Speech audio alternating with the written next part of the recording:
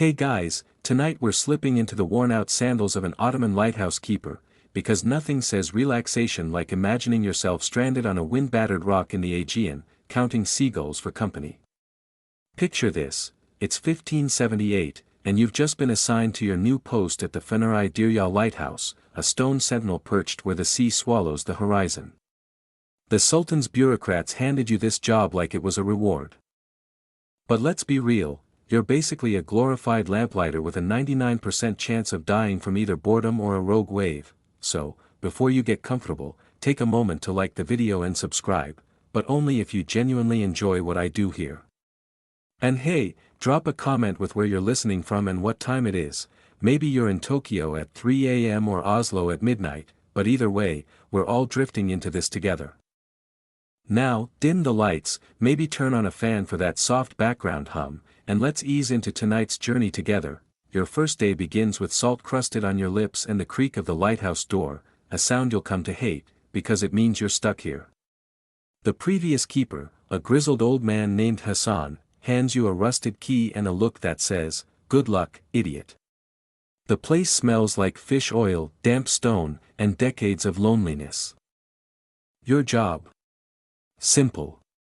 Keep the lamp burning from sunset to sunrise.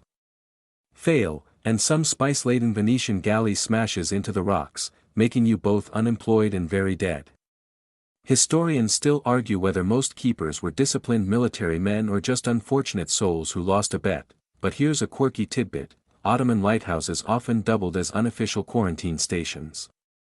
Spot a ship with suspiciously coughing sailors. You'd hoist a black flag, part public service, part self-preservation. The first thing you notice about your new home is how stubbornly it refuses to fall into the sea. Ottoman engineers built these towers to outlast empires, and they weren't messing around. The walls are 3 feet thick in places, made from local limestone mixed with crushed seashells, a recipe that somehow holds up against gale-force winds and the occasional earthquake. There's a reason these structures still dot the Mediterranean coast today while modern buildings crumble. Your lighthouse follows the classic design, a tapered cylindrical tower with a lantern room at the top, accessible only by a narrow spiral staircase that's basically a death trap after midnight when you're half asleep. The stairs are worn smooth from centuries of keepers shuffling up and down, and if you're not careful, you'll take a tumble that future keepers will feel in their bones. Tumble after a few decades. At the base sits a small storeroom that smells perpetually of damp rope and regret. This is where you'll keep your meager supplies: barrels of fish oil for the lamp, spare wicks, and a suspicious-looking jar labeled emergency rations that you're pretty sure contains something that was once edible. Historians still argue whether the Ottomans borrowed their lighthouse designs from the Byzantines or just copied what worked and called it a day. But here's a fun fact: some lighthouses along busy trade routes had small mosques or prayer rooms built into their bases. Because nothing says divine intervention like trying not to die on your way to relight a lamp in a storm. Let's talk about your most important companions, not the seagulls judging you from the windowsill, but the tools of your new trade. First up, the oil lamp itself, a hulking bronze beast that looks like it could double as a weapon in a pinch. It burns fish oil, because apparently whale blubber was too fancy for government work. The smell? Imagine a fisherman's net left to rot in the sun, then set on fire. You'll get used to it. Or you won't. Either way, it's your life now. Your toolkit includes a wick trimmer that's suspiciously similar to medieval torture devices, a sand timer so old the glass has gone cloudy, because who needs accuracy, a ledger book where you'll record weather conditions in handwriting that gets progressively messier as your sanity unravels. The quirkiest item? A storm whistle made from a hollowed-out ram's horn. Blow into it during fog, and the resulting sound is less warning to ships and more dying goat noise. Historians still argue whether these actually helped or just gave keepers something to do during existential crises. Here's a fringe tidbit: some keepers swore by lighthouse cats who could predict storms hours in advance. Your assigned feline coworker, name, probably Biscuit, will alternate between being your only friend and knocking over your oil supply at 3 a.m. Night falls, and with it comes your first real test: lighting the lamp without burning down centuries of Ottoman engineering.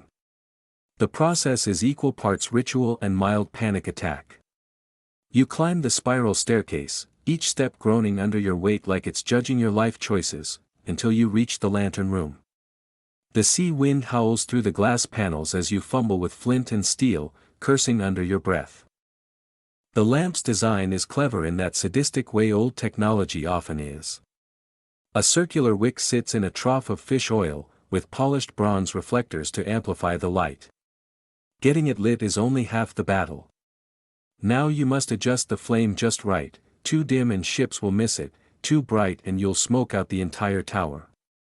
There's an art to this, one you'll supposedly master after your 50th attempt.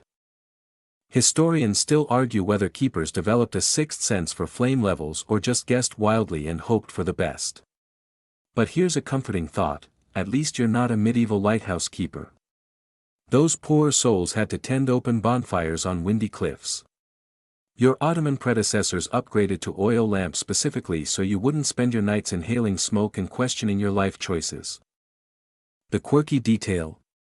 Some keepers swore by adding a pinch of salt to the oil to make it burn cleaner. Did it work? Probably not. Did it make them feel like alchemists rather than glorified night watchmen? Absolutely. The first time you spot sails on the horizon, your heart leaps, until you realize it's just another merchant vessel that won't even glance your way. This becomes the rhythm of your nights, scanning the black water for specks of movement, squinting through the haze that rolls in without warning. Some nights the fog is so thick you could swear the lighthouse itself has been swallowed by the sea, leaving you floating in a ghostly void with only the lamp's guttering flame for company. When visibility drops to nothing, you resort to the old keeper's tricks. You dampen a finger and hold it up to test the wind direction, a method so unreliable it's basically maritime astrology. You listen for the telltale creak of ship timbers that means something's out there in the murk, but is probably just the tower settling. And when all else fails, you ring the warning bell with increasing desperation, its dull clang disappearing into the fog like you're shouting into a pillow. Historians still argue whether these lighthouses prevented more wrecks or just gave sailors false confidence in terrible conditions. But here's the fringe detail that'll keep you up at night. Some keepers reported seeing phantom ships, fully rigged galleys that appeared in the mist before vanishing without a trace. Were they mirages? Ghosts? Or just the desperate imaginings of men who'd been alone too long? You'll have plenty of time to ponder this during your own midnight watches. As dawn bleeds into the horizon, you face your least favorite part of the job, paperwork. The Ottoman bureaucracy demands meticulous records, and you're expected to fill out logs with the diligence of a scholar transcribing the Quran. Every weather change, every ship sighting, every drop of oil used must be accounted for in neat script. Never mind that no one will likely ever read these. Somewhere in Constantinople, a clerk is waiting to judge your penmanship. The ledger book becomes your confessional. Day 37, light winds. No ships. Ran out of coffee. Regret life choices. Day 82, storm lasted 14 hours. Lamp survived. My sanity did not. You develop a system of symbols in the margins, little doodles of fish when supplies run low, stars when the loneliness feels particularly heavy. Future historians will either study these as profound artifacts of isolation or proof that lighthouse keeping drove men to mild madness. Historians still argue whether these records were actually useful or just busywork to keep keepers from mutiny. But here's a quirky survival tactic. Some keepers would intentionally misspell words or make minor errors, just to see if anyone in the capital was paying attention. The truly rebellious ones would slip in complaints disguised as weather reports, strong northerly winds carrying the distinct scent of bureaucratic neglect. The locals call your lighthouse Sinley Funner, the haunted beacon, and they're not wrong. After sunset, the tower becomes a whispering gallery of strange noises. The wind howling through cracks sounds like distant voices arguing in Ottoman Turkish. The ropes creak with rhythms that mimic footsteps on the stairs. And sometimes, just sometimes, you swear you hear the faint clink of tea glasses from the keeper's room below, even though you're completely alone. You learn the island's ghost stories from fishermen who occasionally stop by. There's the tale of the drowned lighthouse keeper who still tends his lamp during storms, his spectral hands passing straight through the bronze mechanisms. The mournful Yali girl who walks the cliffs, her wet silk dress trailing seaweed. Most disturbing is the account of the vanished supply ship, its crew last seen boarding a lighthouse that had been abandoned for years. Historians still argue whether these stories grew from actual events or just the universal human need to explain eerie sounds in the night. But here's the detail that chills you: every keeper before you has reported the same phenomena, down to the exact timing of the phantom tea sounds, always at 3:17 a.m., right when loneliness hits hardest. Your stomach growls as you inspect this month's provisions: a sack of bulgur wheat, some rock-hard biscuits, and a clay jar of olives so ancient they might predate the lighthouse itself. The supply ship was supposed to arrive 10 days ago, but between storms and bureaucratic incompetence, you're now rationing your last onion like it's the Sultan's treasure. You've become disturbingly creative with your meals: bulgur porridge with seaweed, biscuit crumbs fried in fish oil, which at least matches the lamp's aroma, and on desperate nights, lighthouse surprise, whatever seafood washes up on the rocks below. The quirkiest survival tactic? Some keepers cultivated tiny rooftop gardens in stolen moments, growing onions and herbs in broken pots. There's evidence they traded with passing fishermen for fresh produce: a single lemon could fetch a week's worth of mackerel. Historians still argue whether these unofficial markets constituted the Ottoman Empire's most remote economy. One fringe account tells of a keeper who survived 3 months on nothing but seagull eggs and rainwater, developing such an intimate knowledge of local bird nesting habits that he wrote a treatise later dismissed as The Ravings of a Starving Man. As you pick weevils out of your biscuits, you wonder if academia might be missing something profound. When the first winter storm hits, you understand why they pay you, however poorly, for this madness. The tower shudders like a living thing as waves crash against the cliffs below, sending salt spray splattering against the lantern room windows. You brace yourself between the oil barrels as the wind screams through every crack and crevice, sounding for all the world like an angry djinn trying to get in. The lamp swings wildly on its chains, casting nightmare shadows across the walls. One moment you're a normal keeper, the next you're in some surreal shadow puppet theater starring your own impending doom. Every keeper develops their own storm rituals. Some recite prayers. Some sing sea shanties, badly. You've taken to having full conversations with the lamp itself. "Stay lit, you bastard," has become your personal mantra. The old-timers claimed you could predict a storm's duration by which direction the seagulls fled, though you suspect this was just something to pass the time between panic attacks. Historians still argue whether these lighthouses withstood storms through brilliant engineering or sheer stubbornness. But here's the detail that haunts you: records show at least 3 keepers went mad during particularly bad winters, convinced the storms were punishment for unknown sins. One man's final log entry reads simply, "The sea is inside me now." You try not to think about this as the walls groan around you. The real MVP of your lighthouse existence isn't the lamp, the ledger, or even your own questionable survival skills. It's the scruffy orange tabby that appeared one rainy evening and never left. You name her Sans, lucky, because either she's your good luck charm or you're hers. Ottoman lighthouse cats were unpaid but essential staff, keeping rats out of the grain stores and providing the only warm companionship for miles. Sans develops an uncanny sense for when you're about to slip into existential despair, appearing just in time to demand chin scratches or knock something expensive looking off a shelf. Her duties extend far beyond rodent control. She's your living barometer. When she curls up tight in her favorite corner, bad weather's coming. When she stares intently at empty corners, you pretend not to see the same shadows moving in your peripheral vision. And when ships appear on the horizon, she's often the first to notice, her ears pivoting toward the sea minutes before human eyes could spot anything.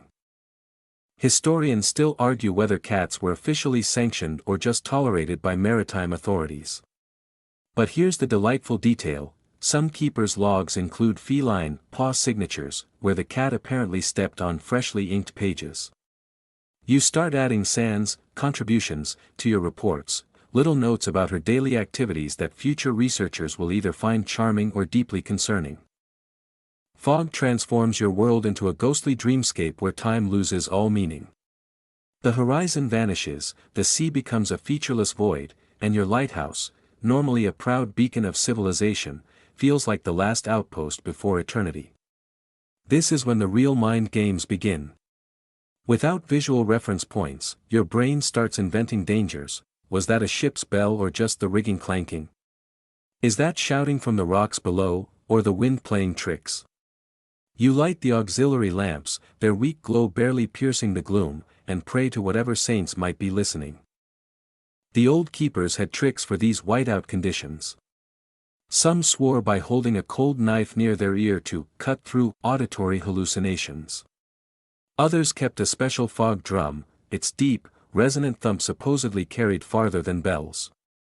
You try them all, but nothing stops the creeping certainty that you're completely alone in a vanished world. Historians still argue whether lighthouse keepers suffered more from isolation or these sensory deprivation episodes.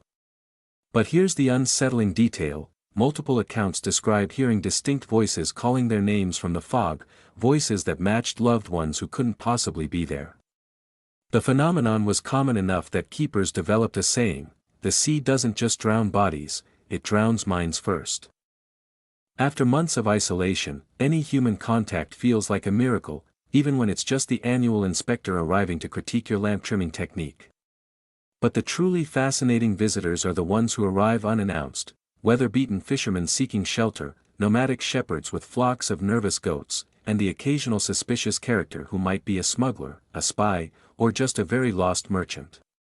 Each leaves behind traces of the outside world: a half-overheard rumor about war in the Balkans, a forgotten chapbook of poetry, the lingering scent of tobacco and adventure. You develop a sixth sense for these encounters. The fishermen always arrive just before storms, smelling of salt and bad decisions. The shepherds come at dawn, their animals' bells jingling like some rustic alarm clock. The shady characters.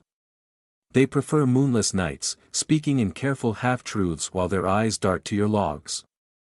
You play along. After months alone, even potential criminals make for interesting company. Historians still argue whether lighthouses functioned as informal way stations for Ottoman intelligence networks.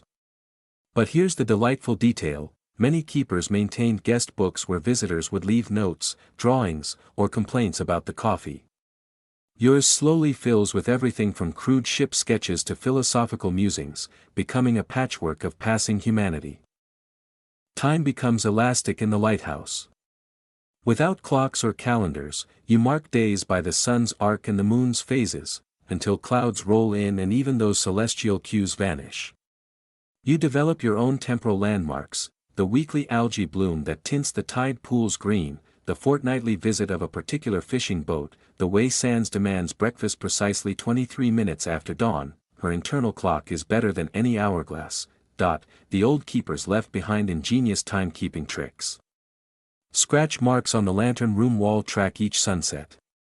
A knotted rope hangs by the stairs, one knot untied per watch. Your favorite is the shadow calendar, where sunlight through a particular crack indicates solstices. These small rituals become sacred, the only thing standing between you and complete temporal dislocation. Historians still argue whether isolation distorted keepers' perception of time or sharpened it to monastic precision. But here's the mind-bending detail: several logs contain entries where keepers swore they'd lived certain days twice, like reality itself had glitched. You start noticing it too, that strange déjà vu when resetting the lamp, the uncanny familiarity of certain sunsets. Maybe it's sleep deprivation. Maybe the lighthouse exists slightly outside normal time. Either way, you stop questioning it. The nightmare arrives during the year's worst storm. You're battling gale force winds in the lantern room when the unthinkable happens: the lamp sputters and dies. In that heartbeat of absolute darkness, the world contracts to the sound of waves smashing rocks below and the certain knowledge that somewhere out there, a ship is trusting your light to stay alive. Your hands shake as you relight the wick, each failed match strike magnifying the panic. The backup oil has gone missing, probably Sands' doing. The storm whistle is useless against the wind's roar. For the first time, you truly understand how thin the margin is between vigilance and disaster, how many lives have depended on one sleepy keeper not screwing up. When the flame finally catches, its glow feels like divine mercy. You'll later log this as a minor technical disruption, but the truth stays with you, that terrifying vulnerability, that razor's edge between order and chaos. Historians still argue whether lighthouse failures were typically human error or inevitable mechanical flaws. But here's the haunting part: every keeper before you left some version of this story in the logs, their private reckonings with fallibility. You add yours quietly, then go scratch sands behind the ears extra hard. The day comes when a fresh-faced replacement arrives, blinking at the tower with the same mix of awe and dread you once felt. Teaching him the ropes feels like passing on a sacred madness, showing him which stair creaks, where Sands likes her scratches, how to cheat the ledger just enough to stay sane. He'll make his own mistakes, develop his own rituals, maybe even hear the same phantom tea sounds at 3:17 a.m. As you pack your meager belongings, the lighthouse already feels less yours. The new keeper's hands fumble with the oil lamp, his nervous laughter echoing up the stairwell. Sands watches from her perch, clearly unimpressed. You leave him your shadow calendar, your collection of visitor book poems.